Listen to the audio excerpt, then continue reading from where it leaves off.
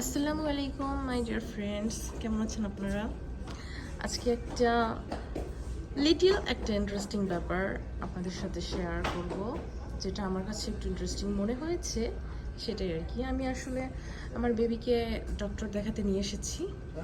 আর doctor এখানে যে ছোট্ট একটা অ্যাকোয়ারিয়াম রুমটা দেখাই। এটা হচ্ছে বাচ্চাদের ডক্টর দেখানোর হসপিটাল।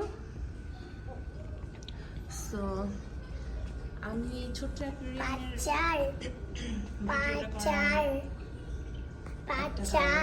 সেটা হচ্ছে এই যে দেখুন, এখানে কত ধরনের যে মাছ আছে,